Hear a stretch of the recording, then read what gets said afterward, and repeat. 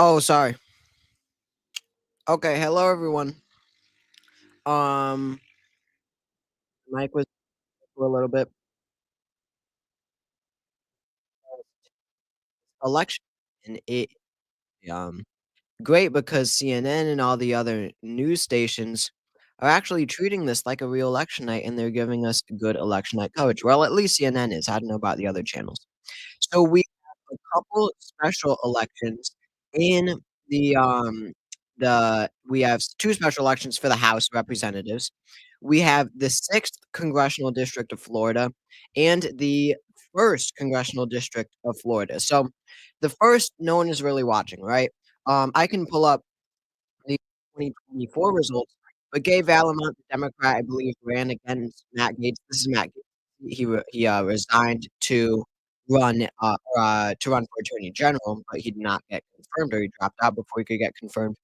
So this is a special election, because of Matt Gaetz. Now, Matt Gaetz was able to beat Gay Vallimont by I don't know, tens and tens of margins.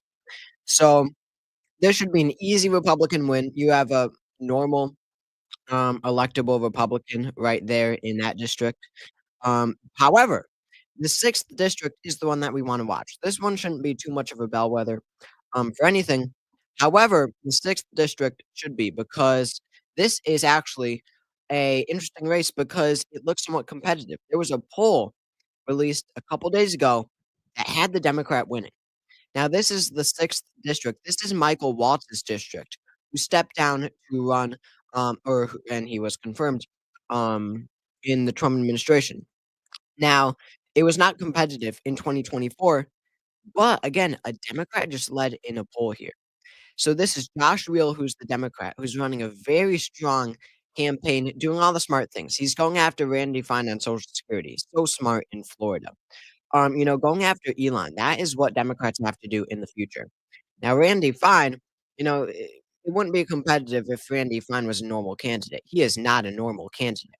Randy Fine is very open with his beliefs about other races, specifically Palestinians. He is Israeli. He is whatever. He, I think. I mean, because he put an Israeli flag in his office. I saw. But he believes Palestinians are less than human, and he is very, very open about this. Now, that's obviously not why, specifically, he is doing so bad in this race, in this, district that was Trump plus 30 in the 2024 election. Remember that, Trump plus 30, we'll see how close this gets. But, that's not specifically why he's doing so bad, but you get the gist, right? You get the idea of what type of candidate Randy Fine is. All in all, a Democrat running against him, you got a lot of subject matter if you're attacking him. You have a lot to attack him on, and Josh Reel is doing just that. He put out this brutal ad that went absolutely viral on social media, when it comes to Randy Fine and, benefits like Medicaid, Medicare, and Social Security. That is what Democrats have to go after Republicans in the future on. You know, um, Side note here, but I saw Ro Khanna, the congressman from California. He was, doing a town hall in wherever it was, California, but he was messaging like this: "Democrats are the party that gave you Medicare, that gave you Medicaid. We are the party that gave you Social Security, that passed the Civil Rights Act." We have to the Democrats have to return to their roots. They have to return to the party of Franklin D. Roosevelt and Lyndon B. Johnson, maybe a little JFK. And that is how they win in the future. Democrats were at their peak at 80% in the Senate and something percent, some crazy percent in the House, at their peak, which was during the FDR years. FDR was winning, 46 out of 48 states. Democrats had super majorities in the Senate and the House. That was at when the Democrats were at their peak. That is what the Democrats have to return to in the future, is being the party of benefits. Benefits over millionaires. That's what O'Connor was messaging. So that's my thought, and, connecting it back to this race, that is what it seems like. Obviously, I'm far from this district. It'd be, a better experience to actually live in the district. Actually, fun fact, my sisters used to live here, and then they don't anymore. That'd be cool. Oh.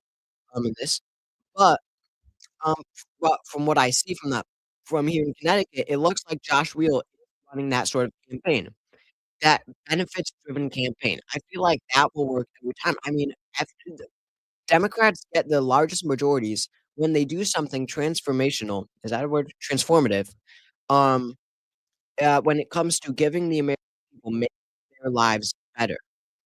It happened with FDR and Social Security, happened with LBJ, with Medicaid and Medicare. So, Democrats, yes, of course, messaging is important, and they have to remind people that the Democratic Party is the party that gave them all these things that make their lives better, and Republicans are trying to take them away every single day when they have billionaires, and why they're trying to take it away is because billionaires control their party.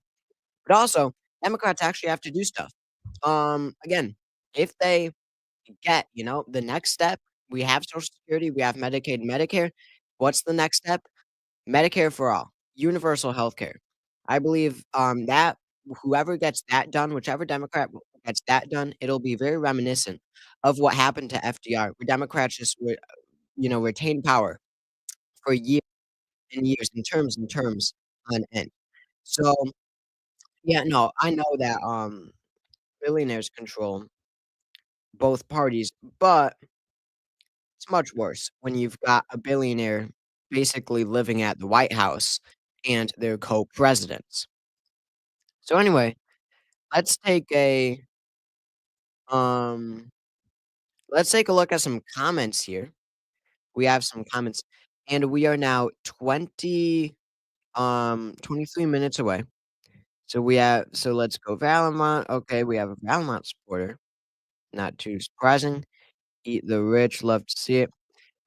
So we have about 70 viewers. That's great. Share the stream if you want. That would maybe be helpful. I don't really care. Oh, dang it.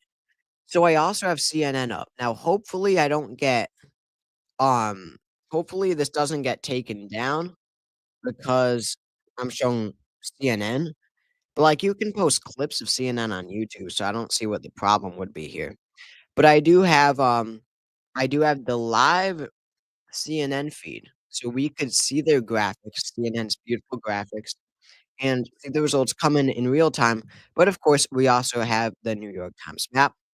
Wow, we have a Randall Terry supporter in the chat. That is pretty unique to say the least.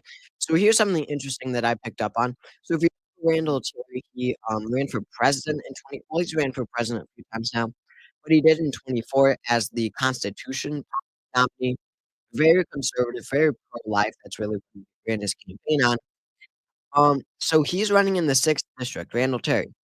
Now look who's running in the 1st district, Stephen Broden, who was Randall Terry's running mate in 2024. So they're plotting something here. I mean, look out. At the end of the night, we could see Broden and Terry be elected. No, I'm just kidding. There's no chance of happening. And then I haven't even gotten to the race in the state of Wisconsin. Now, this one is a bit less interesting. However, this will be really fun to watch because um, Elon Musk poured what $23 million or something into this one race in Wisconsin, and the Democrat is almost or not the Democrat, the liberal. This isn't a partisan race; it's rather ideology, liberal versus conservative. Elon Musk poured $23 million into this race for the conservative candidate in Wisconsin, and fix the audio. Yeah, this sometimes happens on stream. Let me know if it's still a problem, but, um, last time it fixed itself, so let me know. So, yeah, again, Elon poured 23 or something, or 27 maybe, $27 million into this race for the conservative candidate, and I'll just say polls are not looking good, for the conservative candidate here. I mean, when you look at Polymarket, there is like the bettors give like a 93% chance the liberal wins. She is highly, highly favored to win. The best pollster from 2024, Atlas Intel, which I hate to say, but it's true, put the liberal here, Crawford, up 7 points on Brad Schimmel, who is the conservative. So, yeah, it will be a blowout. I don't know about Crawford plus 12. That seems a little dramatic maybe, but, but, I mean and it's really glorious to see because you have, what, probably total $30 million going to this conservative candidate. You have nothing near that for the liberal candidate, and she is crushing him. So that is nice to see. That money doesn't always win elections, and Citizens United, yes. Elon Musk is literally trying to buy this race. I don't know how this isn't, prosecutable, but Elon Musk is I'm sure you all have seen it, giving away $1,000,000 checks to people who sign this petition or whatever to get this conservative judge elected, and somehow that's fine. $1,000,000 checks. So, point being, he is completely just trying to buy this race, right? He is trying to exchange money for votes, literally paying people to support this candidate, to support the conservative candidate, Brad Schimmel, and it is not working. So that is really nice to see that Elon is absolutely failing in this race here. So, um, Wisconsin will be pretty, uneventful, I think. Honestly, I'm looking more at the, 6th congressional district in Florida. I will really be interested to see how close that one gets. We do really, expect a liberal victory, of course, in Wisconsin, but that, the margin is probably isn't gonna be anything insane. There's less of a possibility of the range of the margin in, Wisconsin, but in Florida 6, it could be anything because we legit had a poll that showed the Democrat leading there. Here, I'll pull it back up, by 4 percentage points in a district that Trump won by 36%. 30% in the 2024 race. If it went from Trump plus 30 to Josh Wheel plus 4, that would be the big upset in decades, literally decades. So that would be a 34-point swing towards the left if Josh Wheel did, in fact, win by 4 points. Now, do we expect that to happen? Absolutely not. That poll is almost definitely off. But still, if Josh Wheel gets it down to 10, could you imagine that? Trump plus 30 in 2024 to Republican plus 10, Randy Fine plus 10 in 2025 in a single year. It shifts 20 percentage points.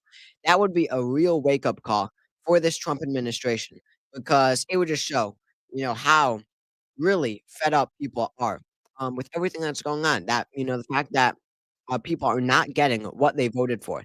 That's what it comes down to. If you voted for Trump to lower prices and all that, focus on immigration.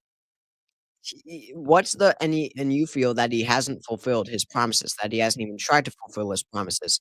What would be the point of turning out for the Republican candidate to support Trump? If Trump didn't deliver for you, why would these Republicans deliver for him? That is the question of the night. Now, in a 50-50 district, that would result in a Democrat landslide. But when the district is already 30, plus 30 for the Republicans, it's all a matter of how close this gets. I would be absolutely stunned if Josh Wheel can win this race. I highly, highly doubt he can. But again, we will be watching these margins.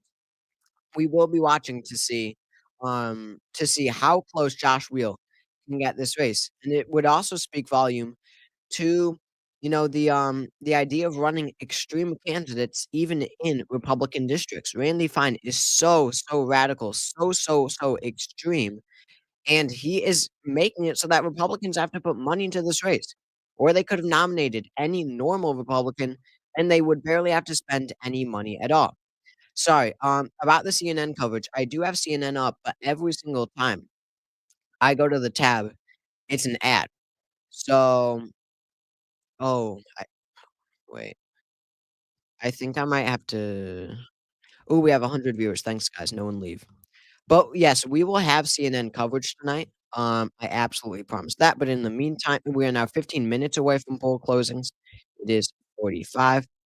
So let me just, present my screen. Here's CNN. When my hair So started to here's the thin, I deal. wasn't feeling so To get confident. the CNN I stopped coverage, hanging I out with the have to guys because watch I didn't want this to hear the wisecracks. I started taking Nutrafol because I had seen that it worked with 250-second my ad friend. here before I can Nutrafol really watch it. takes the time to But, do the research. you know what? Here's what I'm going to do. I'm going to open it as a new window. Wait, sorry. But yeah, we'll have CNN coverage. There we go. So, we're now 14 minutes away. We are waiting on the CNN ad to finish up, and then I will stream CNN's coverage. That will be really awesome. Again, 250 seconds until this ad ends, and then I will put it up on the screen. How much is that in minutes? 6, 12, 18, 24. All right, so 4 minutes. Oh well, whatever. So we have 4 minutes until this stupid CNN ad ends, and then but I've been trying for like 5 years to be able to get CNN on my laptop, live CNN, and I finally got it. So you all should be very thankful of this moment. Woke asks, or is that how to say it? I don't know. Asks, what do you predict will happen? So here are my final predictions. Right? I'm going in the 6th congressional district. Randy Fine versus Josh Wheel. I believe that Randy Fine will win quite handily. I think that he will win by about 10%, which and yesterday I thought it was gonna be 7, but he's looking very good in the early vote. But even 10, that is a 20% swing towards the Democratic Party. And what is happening? Oh yes, we got CNN. We got CNN. All right, here is CNN, everybody. Let's go. On the floor of the United States Senate, So making a I'll play historic some audio throughout the statement night, against but right President now Trump and the I'll Trump just keep administration. yapping In because we don't 36 minutes, hear what Jake he Tapper has will to break say. the record for the longest ever So there's Senate also floor what's going on right now speech is in the another history of the United States historical Senate. event. We're But watching that well, let me clock. We finish will with go my live to predictions. Capitol Hill Randy to mark Fine that wins by moment. 10. We're also watching, The of course, the Republican in the election in first district, Wisconsin. I don't even Voters know are what the deciding whether 2024 that margin state was. Supreme Matt Gates, Court but will lean old left or 30 right at points the will end of the say, night. I The don't know. outcome could Doesn't provide matter. Democrats And then and Wisconsin, Republicans with a I'm going roadmap Susan of how to Crawford run plus campaigns 8. in this That's what I'm Trump's locking in right second now. term. Let's go So, to Wisconsin now, where CNN's Omar Jimenez has Tapper been by talking to CNN voters standards is in one pretty good, of the but battleground they're not states, offering much battleground in the first game. counties. Still somehow the Omar, best what are news voters source. telling you? For cable at least. Look, I don't know if I have the So, speaking stamina of we're Senator now Cory 12 Booker, but minutes what they away from have the told first me is result. that they We feel a have lot the of the CNN live energy feed, with and this state hopefully Supreme this Court doesn't get race is a freaked out. continuation of what we If you have saw any in November. questions Now, about this this race, particular when you polls precinct, close, good we've question. seen people come in steady So pace over the what's course good of is this. that They the sort of check very where their first wards polls are, and then close they are the make 6th their way congressional through district, which similar is the process race to that what we I see am across watching the country. But I closest also want to tonight. bring you to a Those voter polls because I've been close speaking at to 7 p.m. Carol So here, who's there's from 12 Elm minutes. Grove. And what was And interesting, then Carol, at is 8, you I told me you believe voted for the Trump 1st in congressional district closes, November, and but then then it's you gonna be also 9 now for voted for Crawford in this Wisconsin, election. which What does motivated suck. you for this vote? Well, I just 2 feel hours. like she's I the could better hang in here for person, 2 hours though, probably. and she's more Yeah. consistent. That'll be I tough. don't We'll see if like we get that, to Wisconsin. uh, But there's that might be going to be difficult. no abortions. Okay. That really troubles me, and Wow. I Hostile just feel fans like going with Susan Josh Crawford Field. is the That's person bold. to be, That is and we very need bold. I that would not to go have that more far at all. balance. Again, I'm going Randy Fine. Because Yeah, if for Trump Florida 6, I'm going Randy Fine gets plus his 10. pick, That's what my then prediction is right there now. won't be that balance.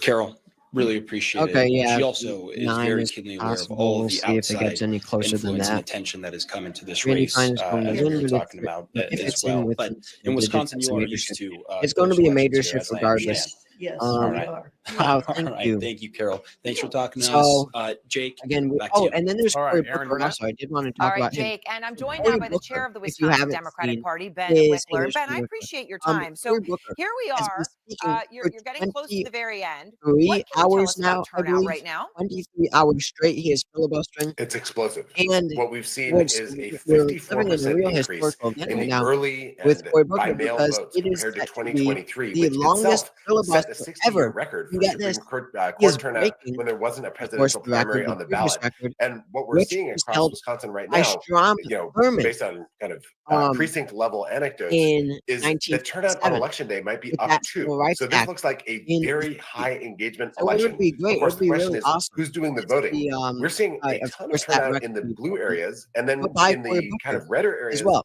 it looks like That'd some be of the nice to voters see. are folks You know, who, like the Civil person Rights you Act just interviewed, is they've what had he was enough of what filibustering in Trump and 1957. Elon Musk are trying to do. So that's great. So And Strom as she Thurmond noted, can there's deep concerns about Brett roll in his Schimmel and his grave. We all support love for the to see total that. abortion ban that we briefly And had in then Wisconsin I know I don't after know. Roe versus Wade was It is not. overturned. I can So this barely is do it a on the race live that, stream for like from our 2 hours. perspective, I don't know how you go it is 24 hours. both You the can folks who yield turned out because time they to wanted to someone else stop Trump, but it's another also people who number. want a That's check like a on few Trump minutes. and That's like Musk's 5 lawless minutes at power at this most. So you're moment. still And that basically could talking shape up the for whole a time. result for Susan I mean, Crawford you have tonight to say the that thing will is with the bring filibuster, hope to you people can't go to across the the country bathroom. wondering whether You have to Democrats stay and people who standing support at freedom that and podium the democracy whole can time. fight back and You win. can't And even you sit mentioned that voter down. that Omar was speaking So it to, really and I takes thought her something perspective to was do what fascinating. Cory We did Booker is see doing. Musto on the ground in Wisconsin, right? It was Oh, a lot of sorry. money, as you know, but it was also been Wait, CNN was on that whole time, and none of you said anything?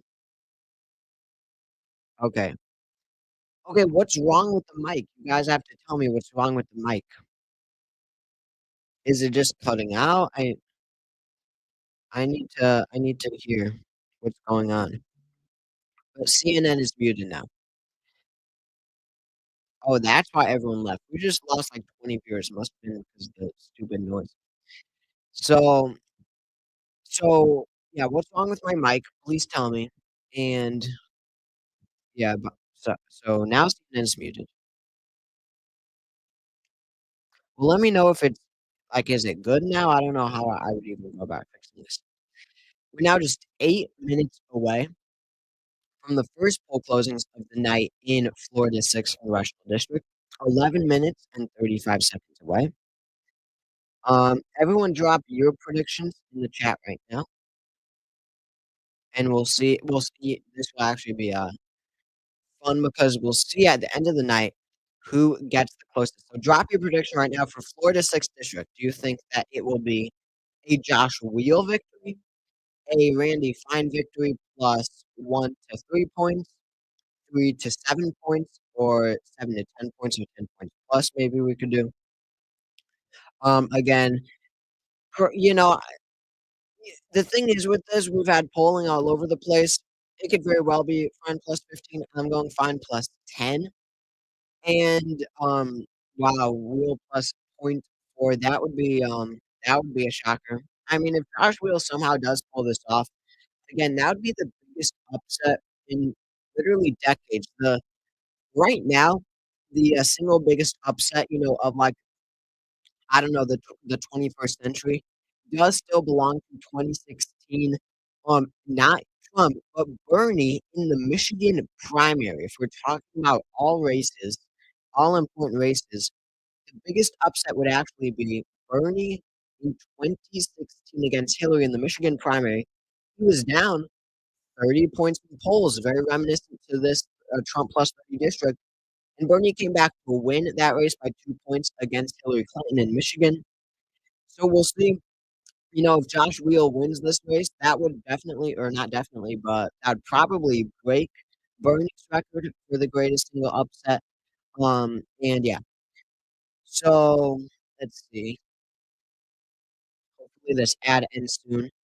So we're now just 6 minutes away.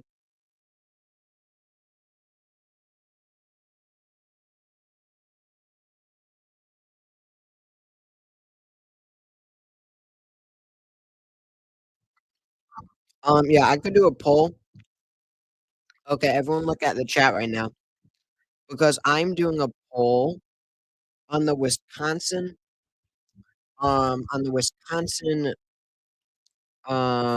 Supreme Court race. Who will win the Wisconsin court race? What's her name? Crawford versus Schimmel. I don't know if I spelled those right, and I'm not going to bother with margins. So here we go. The Republican reaction to Josh Wheel winning would be just absolutely glorious. That would be just absolutely insane if Joshua would be able to pull it off. And I hope he does too, because he's actually a good Democrat too. Like he is a leftist, progressive Democrat. He was endorsed by Bernie Sanders. He's great on economics, especially. That's why Bernie endorsed him. Fiscally. Why does it say it's 8 minutes away when it's 5 minutes away? Um, what? Why? Why is it not live? Let me try to pull it up on another tab. Okay, this should work. Yes. Let me actually get it live here. Here we go.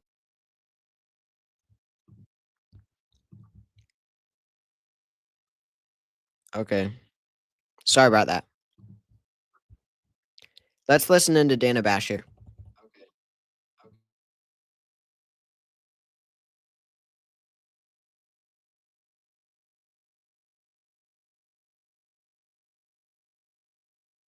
They're starting to argue that, well, this is very typical. If Democrats do better than expected, this is sort of historically what we see when an incumbent wins and the party out of office tends to do well in the first elections afterwards.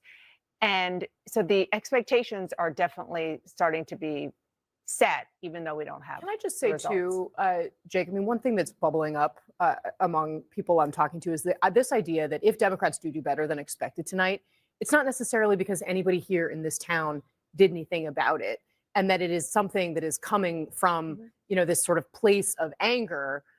There are some here who will say, well, if we do really well, we don't want to make the mistake of still continuing to fail to learn the lessons of why we got here, because a lot of those voters are still really angry at their leaders in Washington. Yeah, and it might take the people who are coming in, perhaps, from the outside to change what the Democratic Party does from this moment forward. I don't think that anybody in these districts in Wisconsin or in Florida are looking to the party writ large for the direction. I think it might be coming from the people who are showing up at the town halls, who are active, who are angry. I also think that that what you're hearing from Republicans, Dana, obviously these are districts that are so heavily Republican that they should win. They absolutely should win.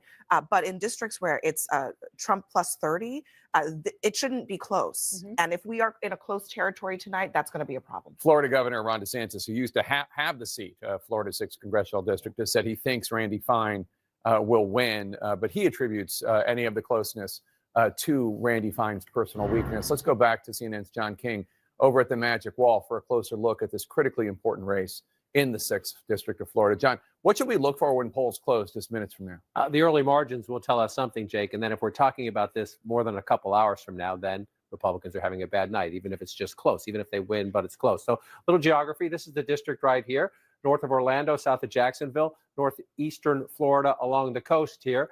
Let's go back now and just take a look at what we have for the candidates. Randy Fine is the Republican. He should win overwhelmingly if people vote like this they did is the one we want to watch, guys. 2 years ago and 2 years before that, but we'll see. Josh Will is the Democrat. So why are we looking at this race? Those polls in the 6th district, they close in 2 minutes now. So this is the race where we're about to get results from. Then in an hour, we'll get them from the 1st district of Florida. Then an hour after that, at 9, we will get results from Wisconsin. So that's the game plan for tonight. Let's listen in here. Well, again, 2 minutes away from the first polls being closed in the 6th district. And everyone, drop your predictions for the 6th district. This is Josh Wheel versus Randy Fine. Drop your predictions in the chat. It should not be close. If it is, people will say, what is the message coming to the White House? It's a special election. We don't want to overstate that, but we also don't want to understate that, right? This is the first time voters get to say, how are we doing? What do we think of you, Mr. Trump? What do we think of what's happening in Washington right now? So we'll watch this. So number one, it's what happens in this seat. This is the seat. If Democrats are going to have a huge emphasis on huge surprise, they think it would be here. They don't think that's going to happen, but they're going to watch and see. But there's one here, and there's one here on the ballot tonight.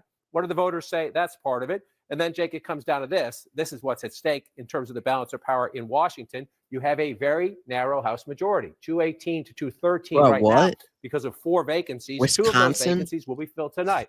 Florida 1 and Florida 6. So if What's you're Speaker weird Mike about how I say Johnson, what you're Wisconsin? hoping for is an easy win here. and no conversation after that. And then If you haven't heard the breaking news, what's his name? Steve Kornacki is gone from MSNBC. He is staying with NBC, and he can go and he is allowed to go on other television networks, but not if it relates to sports or politics. Truly an end of an era. I was never that big of a Steve Kornacki fan. I've always been a John King guy myself. But God, MSNBC is just going so downhill. They even lost Steve Kornacki. First polls closed in, should I do a countdown here? 10, 9, 8, 7, 6, 5, 4, 3, 2, 1. Oh, let me turn the music It's on. too early to call. Right now, And if you it look at is this, too between the early to Democrat call and in the the Florida Republican, race. we do not have enough information to tell you Wow. exactly what the likelihood is of either candidate winning. Right now, just to remind you, Democrats have 213 House seats. Oh. Republicans have 218. Sorry, let me interrupt Tapper here. We have the first results. We have the very first results from the 6th congressional district, and Josh Wheel, the Democrat, is leading. 7% is in. This is from Lake County. Now, this is the more Democratic area. No way. What is going on? There's a error in the vote tally in Flagler County. They are showing Randall Terry leading with 40% of the vote in Flagler County. That's insane. And Josh Will just increased his lead. 24% of the vote is in already. Again, this is Florida, so votes will come in very, very fast. And Josh Wheel is leading with a quarter of the votes in by 7.7%, by 24,000 votes. We have Volusia and Lake County. Now, again, these are the two more Democratic counties, I believe. I know Volusia is. And I think it goes by north and south, so I think that Lake County is as well. But wow, this is really interesting here. The very first results in from the 6th district, and Josh Wheel is leading. Huh. Now, Democrats don't get too excited here. Again, this is Lake County. Now, let's check in on how much is in. Wow, so Volusia and Lake County, half of their votes are in. It's not a quarter, it's half. That is a lot. So Josh Wheel would have to be competitive in these other more Republican counties. But Flagler should be pretty good for him, I believe. I've been there myself. I remember specifically being in this county as well as Volusia. And Flagler seems pretty lefty. Seems like there's a good amount of, 60s style lefties here who might turn out for Josh Wheel. So that's a 7.7% margin. Randall Terry clocking in at 1.2%. And we have new votes. And Josh Wheel, okay, somehow it went from 24% of the votes in to 23%. Don't ask me how that happens. But Josh Wheel's leading by slightly more now. I don't really know. Oh, okay. So what they did was they took away the results from Flagler County, which is good because, as I said, that tally was wrong. It showed Randall Terry in the lead. That would be a major upset if Randall Terry led anywhere. Okay. So I wouldn't look too much into this because, Democrats are going to be excited seeing Josh Wheel in the lead. But again, these more rural counties, these are going to report later, right? Later into the night. It should be pretty quick though because it is Florida. So keep that in mind. We should know the winner. Almost definitely by 8 unless it's really, really close. But but that's where things stand right now. Josh Wheel in the lead. This would be a major, major upset, but it is going his way so far. I don't think he could have hoped for anything better than this. Let's just take a look at the so he's leading. Josh Wheel's leading by only 2 in Lake County, but in Volusia County, where there are way more votes, let's see, 33,000 total, his margin is bigger. So that is what he likes to see. He's up by 9% in Volusia, but only 2 in Lake. But look at those vote tallies. At the end of the night, there should be something like 24,000 votes from Lake County. And in Volusia at the end of the night, there should be something like 66,000 votes. So where he's doing best, where his margin is the best, Volusia County, the most votes are coming from Volusia County. That's exactly what Josh Wheel wants to see. So this is a shaping up. All right. Okay. God, I'll get CNN up. Jeez. We'll get CNN here. That's a good idea, actually, because I said what I had to say. Race in Florida's 6th congressional Oh, district. no. Now it's You can not. see that Oh, here we go. Democratic parts of the district. That's the Well, there inverse. have to So be let's some listen into Well, CNN here. there are Democrats Democrat tends to get 30 to 40% of the vote in congressional races in these districts. So you're seeing blue on the map. I know it's been a few months since we've all done this, right? You at home and us here in the studio. What you see at the beginning of the night is not always what you see at the end of the night, and it's important to remember that, especially here because this is a plus 30 advantage for Republican districts. However, that's math. That's real votes, right? It's a margin. We think about this is about 23% of the vote. Early votes tend to get counted first. I don't have direct information that that's what it is, but that's what tends to happen in these things. So you're looking at this right now, and you're saying, aha, well, the Democrat is leading in Volusia County, leading by 10 points there. He's leading over here in Lake County. CNN is slow, but we have results from St. Johns County, which is on the north side, right at the top. It's on the coast with 54% in. From St. Johns County, Josh Wheel leads there as well. He leads by 5% in St. Johns County. I don't know if that was expected or not. Let's go back to CNN, though. We'll have to see what happens as we play it out. But you're looking at this now. You don't normally see blue on this map, right? This is the special election. The votes we're counting live right now. Let's go back to this same seat. Let's go back to this in 2024. There, they just showed. Lines, they just showed us St. all John's red, at the top. right? We there, just that showed was down blue. here, Volusia County. It was 60%. Was 20 points, right? It was 20 points. The Democrats ahead right now. Right now. Just remember, early on the presidential night, for example, Kamala Harris was winning Ohio. Kamala Harris is winning Texas at this point of the night at early voting, meaning after those polls closed. Guys, we have new results in. 30% of the vote is now in. We have votes from Putnam County. 41% of votes there reporting. Josh Wheel's lead has shrunk now to 5 points now. He has a 5-point lead now. Again, as I said, these bigger counties, more on the north side, they're more rural. They will turn out for Randy Fine in greater numbers than Volusia or Lake on the south side. So this is now a 5% margin. He lost 1.3%, New York Times said. So that is where things stand right now. Josh Wheel retains his lead. This is New York Times. Oh, we have a special guest. Ready for this, guys? The one and only Sammy Talks Politics. What are you thinking so far of these stunning results, Sammy? Hello? Yeah. My thing might be loading right now. Are you there? Yeah. You here? Yeah, I'm here. Yeah, you're on. You can. Okay, cool. Hello, guys. Special guest, insane. Yeah. Look at how sophisticated I am with this streaming software. It's amazing. Yes, Randy Fine. Wait, where's that? No.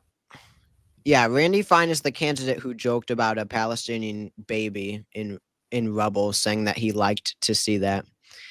It would be just gross to see him going. So we have results now from Flagler County. This is on the northern side, and Randy 59% in. Wow. And Randy Fine leads in this county by 2 points. That could flip, though.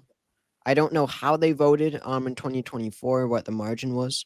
So it basically, I will say that, where is my tab? Okay. So Josh Wheel needs to win Volusia County. That's with Yeah, for sure. That's with is that Talad? That's I like don't know. It's like what, like Daytona, the town? yeah. Yeah, it's Daytona. It's part of Daytona, I think. He needs to win that by more, A I'd lot. say. And he needs to win either St. John's or Lake. Like he needs St. to win John's, he looks surprisingly good in. But this looks like the early vote. Oh, Yeah, because St. John's I wasn't expecting. I think that most people had that going red, so probably. So 43% in now, and Josh Wield's lead is getting smaller and smaller. Looks like Randy Fine is going to win for sure. My prediction was Fine plus 10. Not sure what yours was. Mine was Fine plus 13. Yeah. So, but I don't know with how things are going. I don't know. I'm bad at looking into early results. I have no idea what I'm talking about really. But yeah, I don't know. I'd still lock in at Fine plus 10. He could definitely get it up to that margin, but if Wheel keeps running up his numbers in like Volusia where the bulk of the votes is, then it could be a lot closer than expected. Yeah. Um So it here looks like let's this is confirmed early vote, but also it looks like Weil is like a strong favorite to win Volusia. yeah, he's gotta hold Volusia, I think, to have a chance. Mm. Wait, I will play some CNN because that gets people watching. I hope this doesn't get taken down, but so far we've been good. So stop screen, present, share screen, CNN. Wallace was winning huge there. What was the other county? I think what Senator Booker is giving them here is Oh my God. He's tangible impact on business. I mean, if he is still alive after this, it's not. that's kinda It like- may have a tangible impact on Senator Booker, but it won't have a tangible impact on business in Washington. But he's giving them signs of life, and I think even if the Republican winds up winning in Florida by 15 points rather than 9 or 8 or 7, I think Democrats are energized to have seen some fight, to have seen the White House clearly on its heels. I mean, they pulled. Okay, guys, we have huge news here. Randy Fine has finally taken the lead. Randy Fine is in the lead now, and he's probably not going to look back by 2 points now, exactly 2 points. He is at 50.6. Josh Wheel is at 48.6. And then the two third parties are at 1% total. So, what came in more? I have no idea. Lake. Oh, Lake, yeah. Wow, Oh, okay, so Lake flipped no. big. Lake flipped big for Randy Fine. Josh Wheel was leading there, must have been all early vote. Yeah. Because that went from like 50-50 basically to 57-42 in favor of Fine. But so yeah, I mean, considering the direction, of early vote into in person into election day vote, Randy Fine should win easily here. But only 50% or 49% of the vote is in. So we'll see what this margin ends up being. Wait, Cory Booker's still going? Oh my God. Yeah. I just woke up from being asleep for like a few hours. Oh yeah, no. Oh my God. It's been so he's like going for the record basically because he's only like 5 minutes away. Oh, actually, the record's I'll play CNN here. 24 hours, 18 minutes. Defending her seat. I mean, they have been more. It was blue. Again, those were the first results. It often happens on election nights. The end of the night is what matters. The middle of the night and the beginning of the night is interesting. We're doing the math, but it's the end of the night that matters. Randy Fine, the Republican, now ahead by 2,049 votes. And again, we'll watch if these stay blue. If any of these counties all voted lopsided Republican just a few months ago for Mike Waltz. If they stay blue, we'll analyze that later. But at the moment, we're going to count votes, Jake. And the Republican has taken the lead. We'll see if he can grow it. All right, and we expect more votes tallies from Florida at any moment. We're also keeping tabs on Democratic Senator Cory Booker, who is giving a marathon speech against President Trump and the Trump agenda. That speech is about to break a record on Capitol Hill. This election night's just getting started. We have another poll closing, more results in the next hour. Don't forget the Wisconsin race. Stay with us. Activism.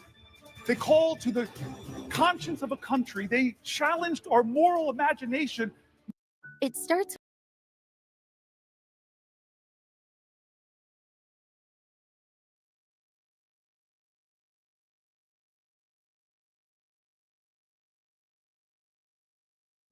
Oh, sorry, Mike was muted there. But there you have it, Randy Fine. The Decision Desk has projected Randy Fine the winner. Yeah, I mean, almost certain. Like CNN and stuff is always cautious of this, but yeah, Randy Fine almost certain to win here as expected, and I mean, we don't even have any votes from Marion County, which by the looks of its geography seems like it would be strong for Randy Fine. Looks rural, inland, but it is kind of near like Maxwell Frost's district, like that weird Orlando area, so maybe not. But yeah, 3 points now Randy Fine has extended his lead to. Let me just and we're still waiting on the first district. This is Gay Valamont versus Jimmy Petronas and Stephen Bowden, the independent. This one, do you know what the margin was in this one last year? I have no idea. I think it was like R plus 34 or something. Okay, so slightly more Republican than this one. It'll be interesting to see how the results compare between the two districts. That'll really tell how weak of a candidate Randy Fine is. But Randy Fine just extended his lead. We have new votes in from a bit more from Lake County, but Flagler County put a bunch in. And Volusia even is narrowing down. That will probably end up for Randy Fine at the end of the night, I think. Putnam still at 41% in. So we have 58% in total now. And Fine now leads by 6%. So it could be more than 10 or 13 at the end of the night because we've still got 40% to go. Yeah. What do you?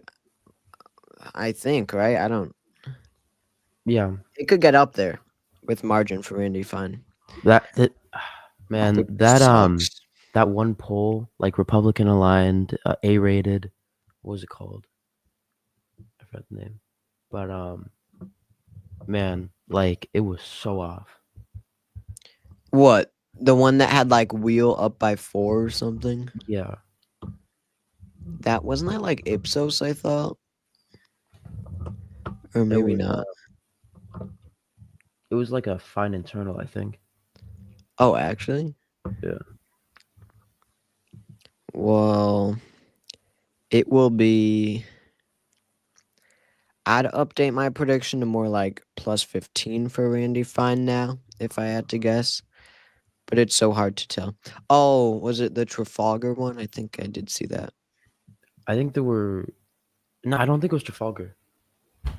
They released. Oh, they did Wisconsin. That's what they did. Yeah. And they had it really close. They had it like Crawford plus 2 or something, but it's Trafalgar. Okay, it looks like 1 more minute until Booker breaks the record. Oh, actually.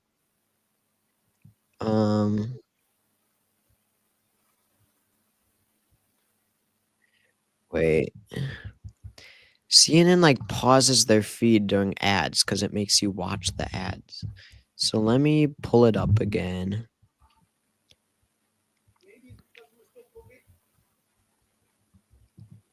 Here we go. So, all right. So, any more results? All right. So we're just waiting on results from, let's see. Here we go. Democratic Senator Cory Booker. Oh, did he do it? Speech. It's about to become the longest speech ever delivered on the floor of the U.S. Senate. Let's listen in. The story, my colleagues, of when the man that beat him savagely, drew blood, cracked bones. Decades later, he was a congressman. That man brought his grandson with him to ask for forgiveness from John Lewis. I heard about this story when I was in the car in Georgia with him. What did you do, John? This man that so viciously beat you, wounded you, bruised you, battered you. What did you do when he came to ask you for forgiveness? What did you do? And a good Christian man of faith, simply said, every one of us needs mercy. Every one of us needs redemption. I forgave him. I hugged him. We wept. And I looked at the boy. This nation needs you too.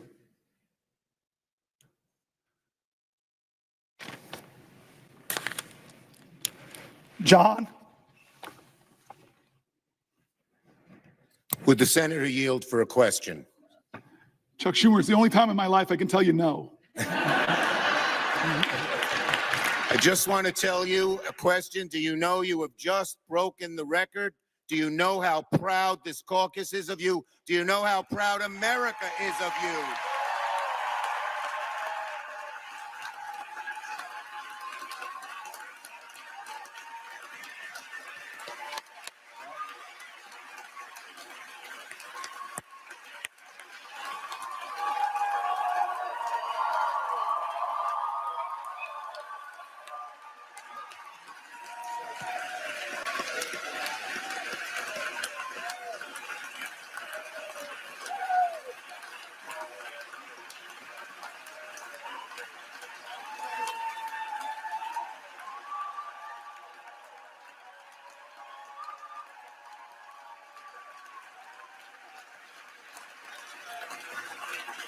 Ladies and gentlemen, ladies and gentlemen, ladies and gentlemen, ladies and gentlemen,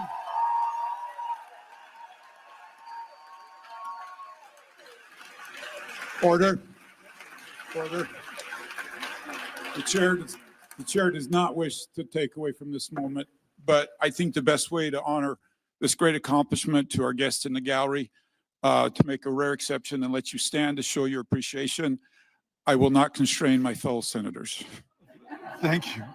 I'm Chuck Schumer. I have yielded for a question, and you asked me, did I know? I know now.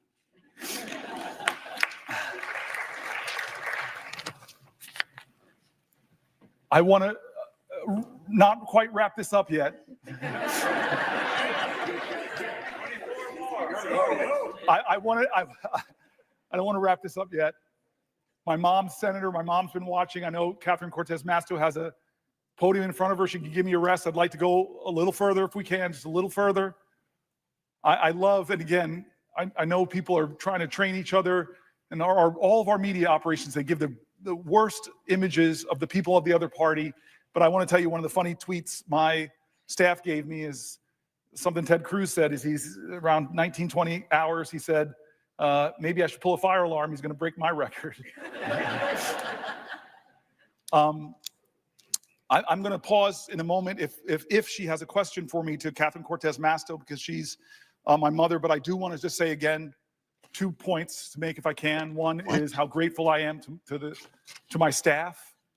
When we decided to do this many days ago,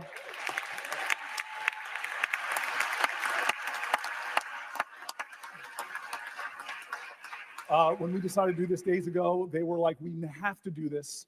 And we started preparing and working on this, and they did an extraordinary job. They were with me late nights, writing. I just feel guilty because they wrote about 10 books and we didn't use all of them. They were really substantive stuff, pulling from Republicans and Democrats in critique of this moment, pulling from Democrats and Republicans, Republican governors that were saying, do not cut Medicaid. States that know, as my colleagues do, that have a trigger, that if the Medicaid funding goes below 90%, they stop the Medicaid expansion. My staff really worked hard to not make this just Democratic voices, to make it people in our country, that Republicans and Democrats, you heard mentioned in the speech, the Cato Institute, the Manhattan Institute, all people who are honest arbiters and are saying that what Trump is doing is wrong, that a budget like this that blows massive holes in our deficit, it will be something our children are trying to pay for. And what are they ultimately paying for that's caused this big deficit? It's trillions of dollars of tax cuts that people like Doge, multi-billionaire Musk will benefit from, but children won't. They did such a good job bringing together authorities on both sides of the aisle. I just want to thank them. I want to thank my cousin Pam and my family. Cousin Pam, like Chris Murphy, was here for the whole time. I want to thank Chris Murphy again.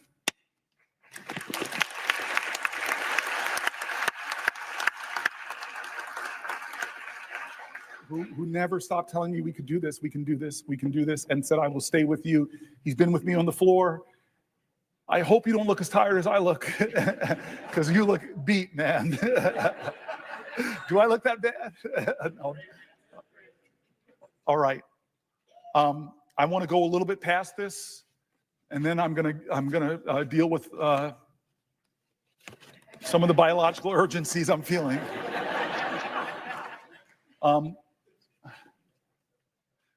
But I'm going to wait here because I have the power, I have the floor. Somebody has to ask me, perhaps from my mom's state, the way that's supposed to work.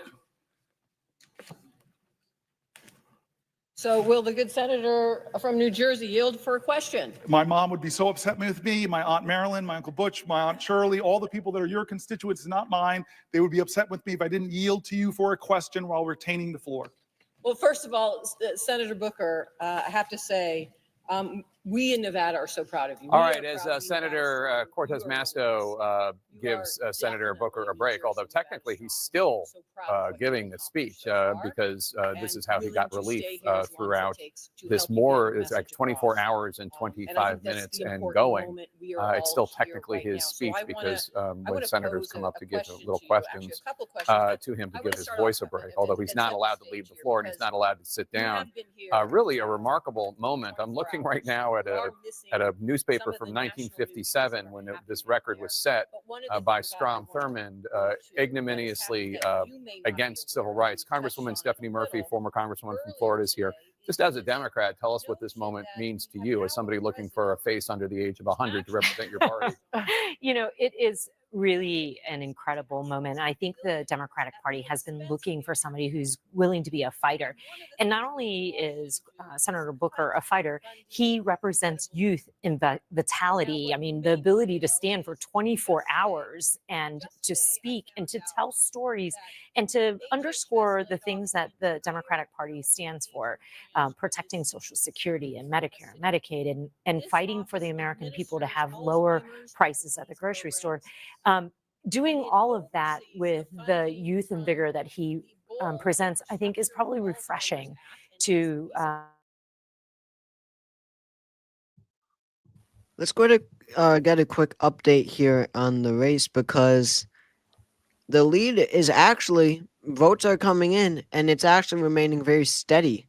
As this 8-point lead for Randy Fine. I mean, it looks like Fine is going to win by around 13 to 10 points. Yeah, that's what I'm thinking too. You got Volusia will be interesting because you have 40% of the vote left in Volusia to be counted, which leans towards Joshua right now. But we saw in Lake County that flipped so heavy after the early vote, right? It flipped like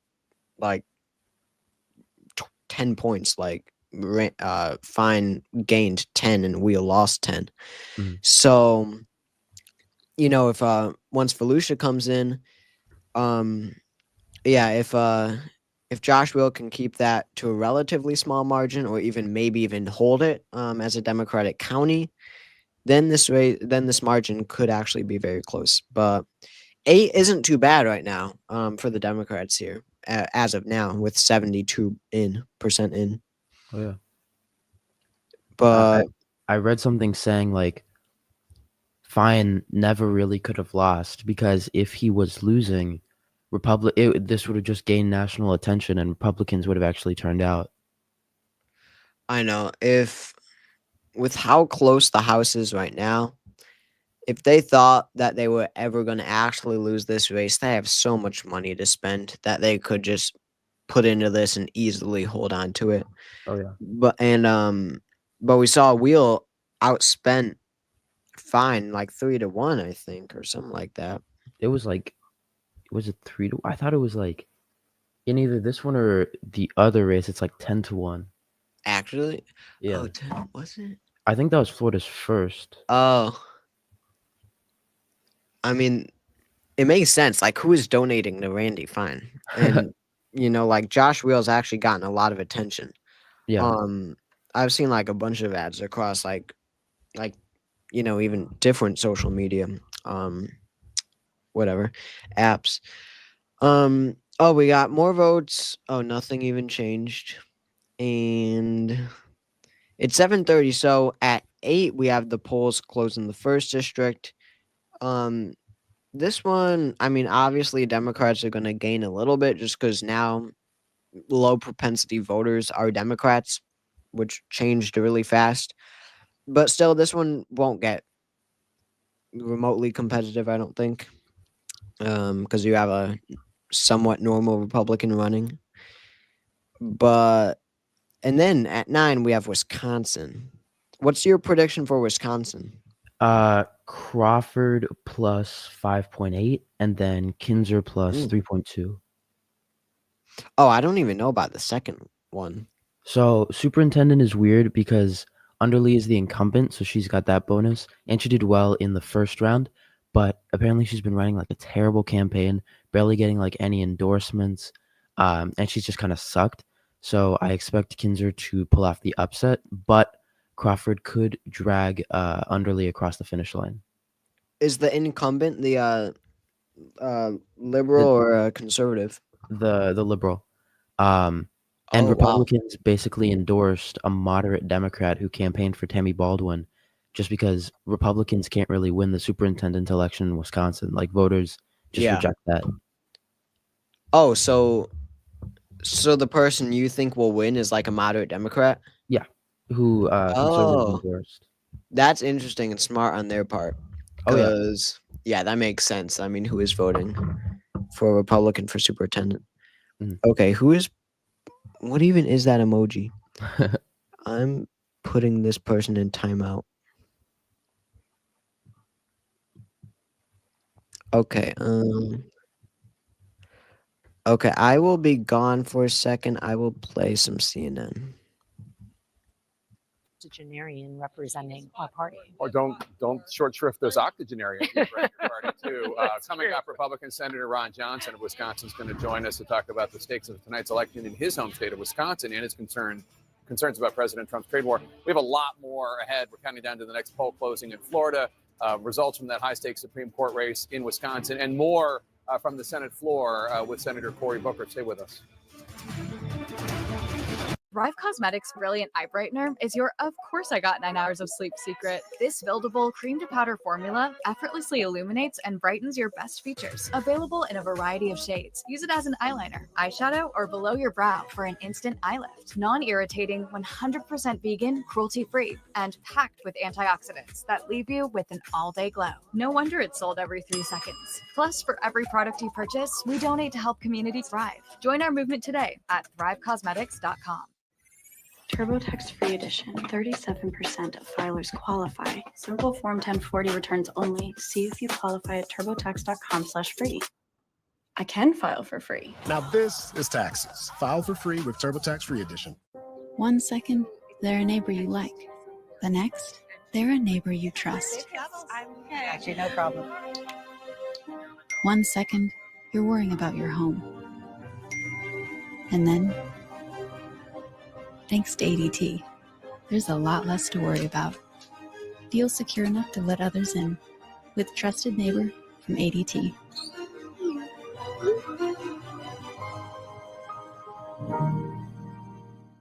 Shipping 10,000 packages a month can feel chaotic. Relax. There's ShipStation. ShipStation lets you receive orders and process shipments all in one place. Your team can ship more orders faster by automating tasks. With ShipStation, your team is happy, and so are your customers. Start your Oh, dang. Sorry, guys. Did not know it was an ad. But let's see. Any new results? It Oh, doesn't. we have a projection. Oh, yeah. People. We have an official projection. Finally.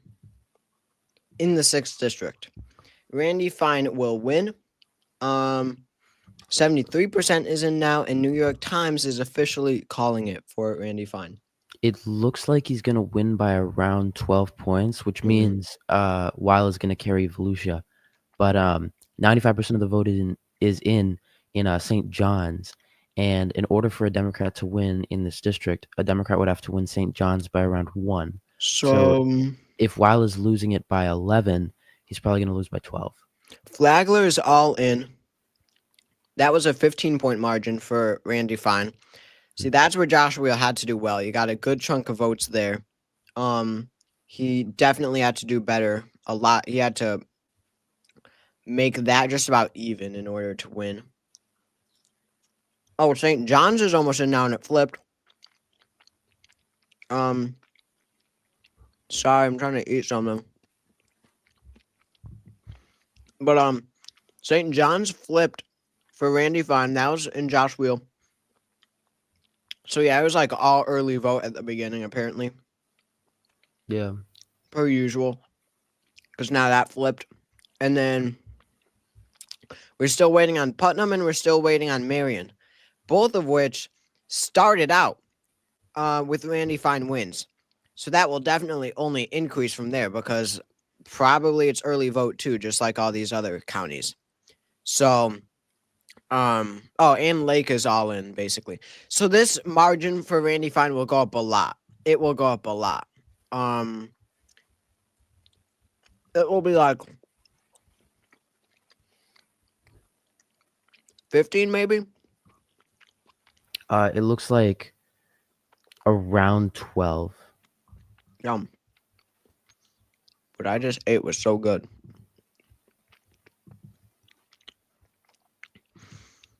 Okay.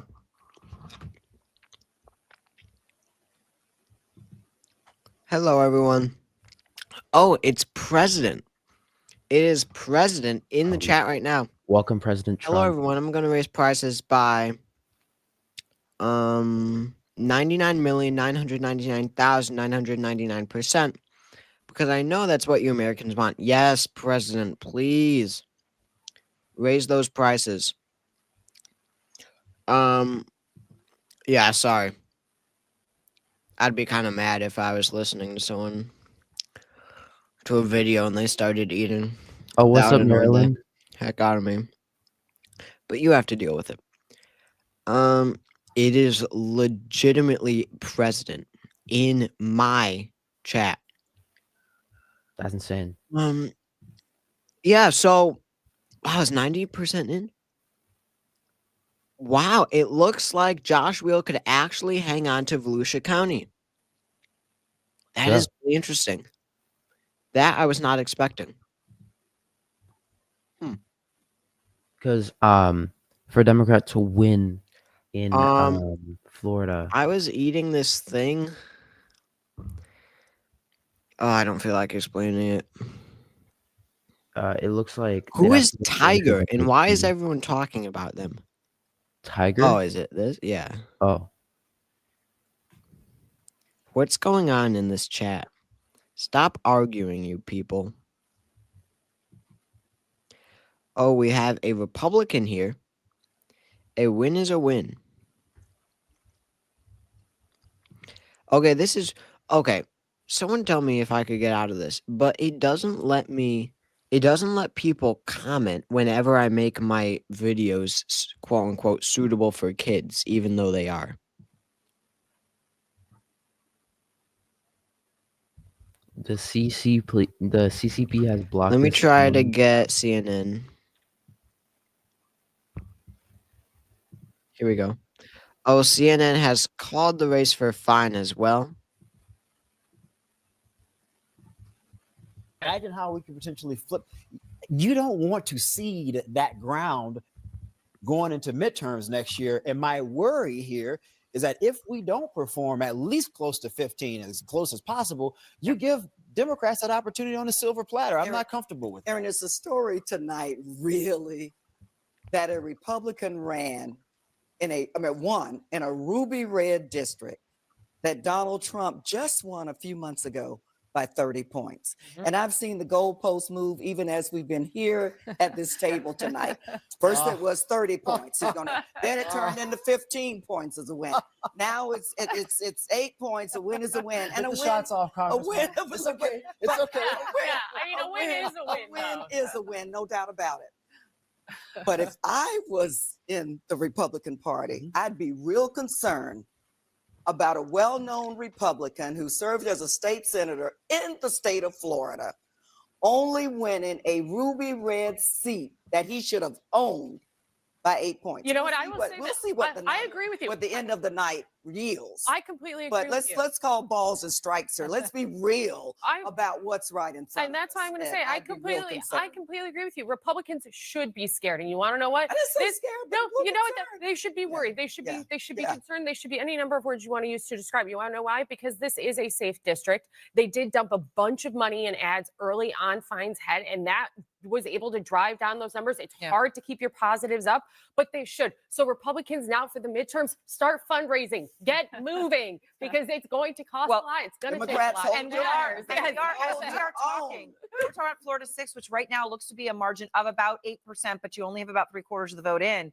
What about Florida 1, which was also almost as ruby red? So what are we going to see there? Those results are coming in just the next few minutes. So much more ahead as we await results from that race and the state Supreme Court race in Wisconsin and the potential verdict from voters there on Elon Musk. And how long will Senator Cory Booker talk? What about those? What did he say? Biological urgencies? I mean, come on. Doesn't he have to go to the bathroom? We are keeping an eye on him and the clock. We are back in a moment. Congress said enough. There are big ideas in this country. I want the best. Meet Avocado's best-selling green mattress. Made with certified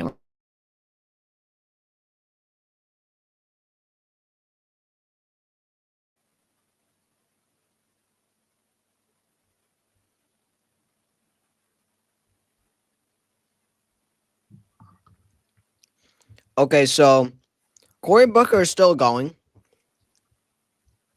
So there's that. I don't know why exactly. Let's actually take a look at the longest filibusters.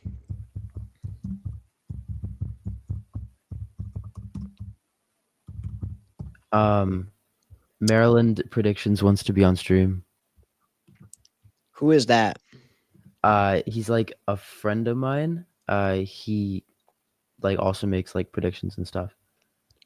He's in chat. Okay. Could you like send him the link from? Yeah, you can, right? Even though Sure. you're a guest. Yeah.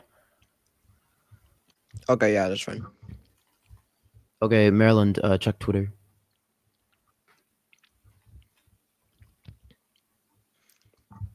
Okay, here are the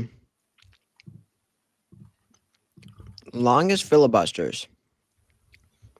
Jeff Merkley is number 9. That's surprising at 15 hours. Whoa. He does not seem like he could do that. Huh. For a Supreme Court justice, he's not even that bad. There is Huey Long. Didn't he cook like a lobster or something during it on the Senate floor? He did something weird. Robert LaFollette at number 6, who was 18 hours. Yeah, Ted Cruz in 2014. Of course, he's got to be like that. Wayne Morse at 22 hours. Wayne Morse was an independent? I thought Wayne Morse was like JFK's best friend. And then, oh wow, they updated it already. Cory Oh Booker. wow, he's there. Yeah. Cory Booker ongoing over a day. That's insane. I don't get how that's possible. Man, that's amazing. Strom Thurmond. Good. I'm so glad he beat Strom Thurmond. Against the Civil Rights Act. Like, oh my God. Seriously, how did they let that be the record for so long? Who is this? D'Amato from New York went on for 23 hours. Why wouldn't you just break Strom Thurmond's record at that point? For real. Well, he's a Republican. National Defense Authorization Act. So Cory Booker has the record now. Let's see, any new results? 82% in and not much has changed at all. Fine gain like 0.1. Here are the new results.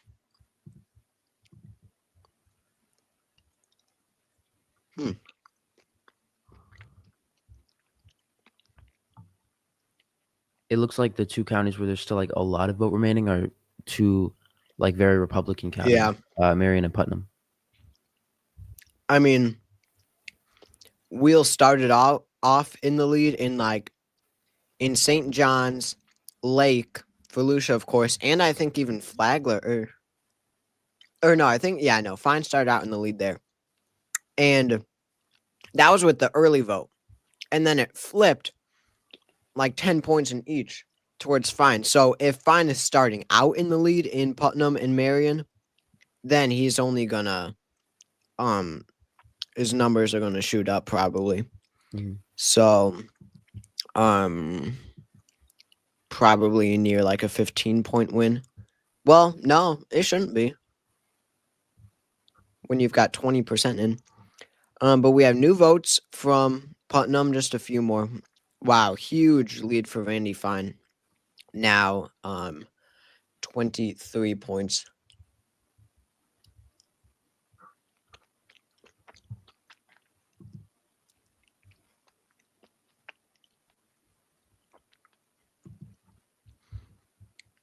Oh, and Volusia flipped finally. No. Oh no. Dang it. By 0.2%, and that won't go back. So it looks like Fine's gonna win by like 15. Probably. Damn. St. John's. St. John's wasn't a blowout. 11 points. Flagler was a blowout. 15. Lake was 17. That's way more than I was expecting. Marion is still close, but in Marion and Putnam, you've only got half the vote in. And it's already giant leads for Randy Fine. But I mean, still, just look at that vote tally, like the raw votes. That is a relatively close race. Yeah. 13,000 votes. For all the national attention this got, like, while still up, like, he still put up a great performance, especially for being such a weak candidate. I know. I mean, seriously, the fact that this was Trump plus 30, and right now with 80% in, it's a 9-point margin. That is not, or that is hard to do. That is not, that is not easy to do. Although I should say, like, if you want an actual metric as to how this, like, reflects on Trump, I'd probably look at Florida's first, because this one is largely just because Randy Fine just sucks. Yeah, exactly. Because, I mean, in the first, it's like, normal candidates that really represent where their party stands, I think, better than the sixth. Because Gay Valamont is like, she's like a social liberal. It seems to be what she focuses on the most, when Josh Wheel is more like fiscally left wing, like Bernie. So basically, like, and Jimmy Petronis is like a more standard Republican compared to Randy Fine.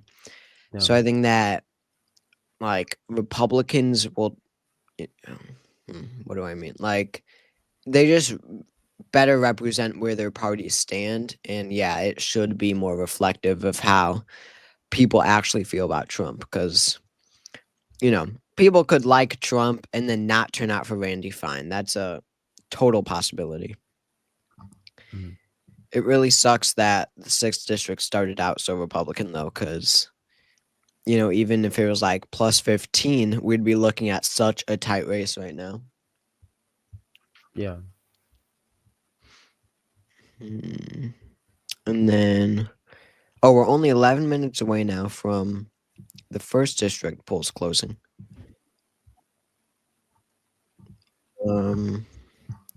I'll pull up CNN here, see what they're saying.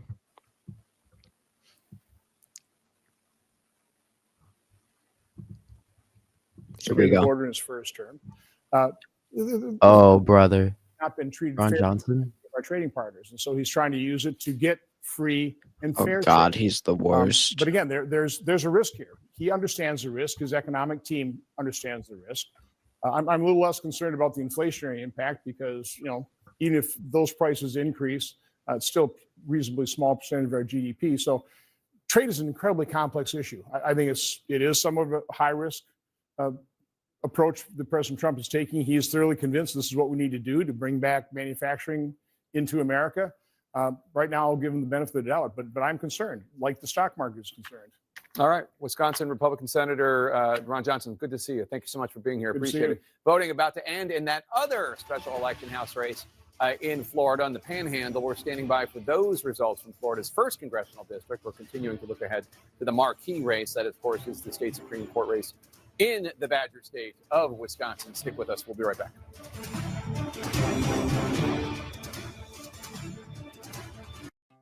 Did you know once upon a farm, refrigerated pouches are farm fed and packed with nutrients?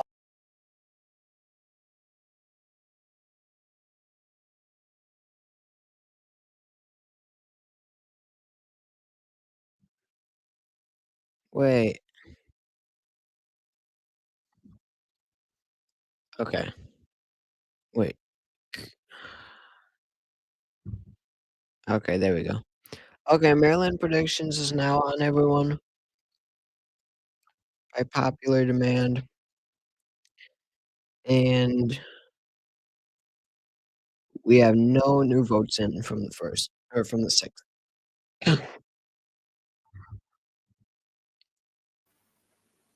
He's saying he'll be on in like Oh, 20 okay. minutes. Maryland says he'll be on in like 20 minutes, so I'll remove him.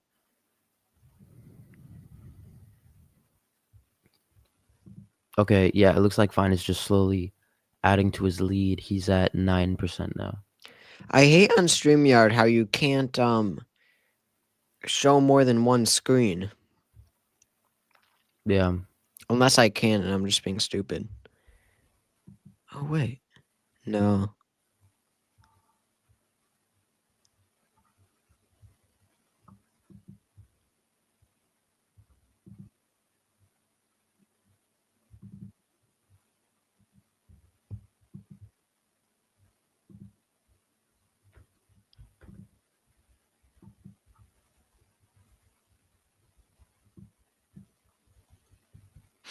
Okay. Tiger says, "Can I be on? I'm so brat." No. Who even are you? You have never commented on my channel once. Or maybe you have. I've not noticed you, so you don't do it enough. Schimmel will, in fact, not win. So I will, guys, there's no chance I'm making it till 9. Sorry. For Wisconsin. So, we'll stay for some first results district. We'll stay until, okay, how about this? We'll stay on until the Republican is called the winner in the first district. And then I gotta go. And that'll be pretty quick because Florida counts fast. And of course, it's going to be a giant margin for Jimmy Petronas. Poor Valimont Gay. What a funny name. Or Gay Valimont, I mean.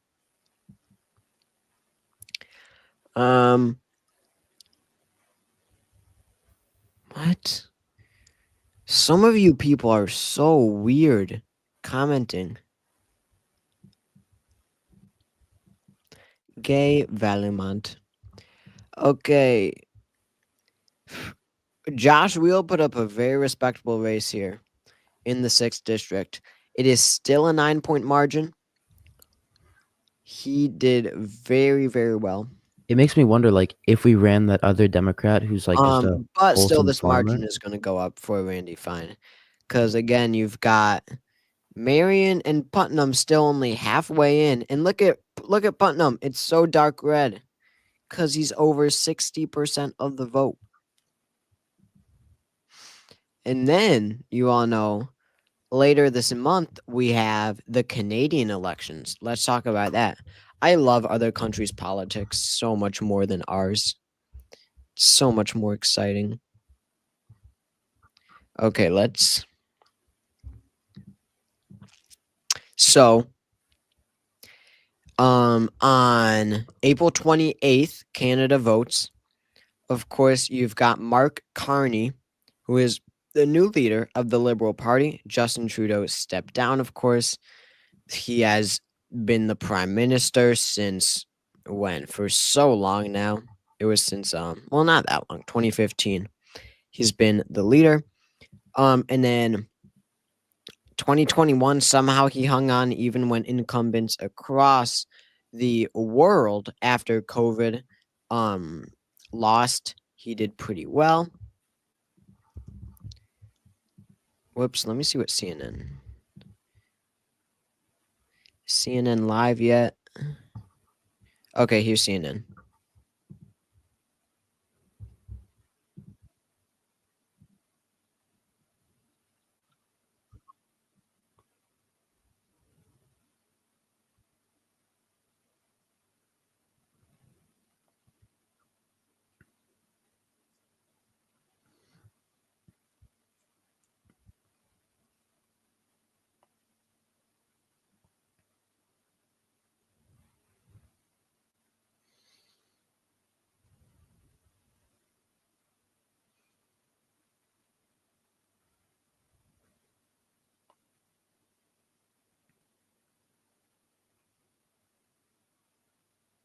I can hear it.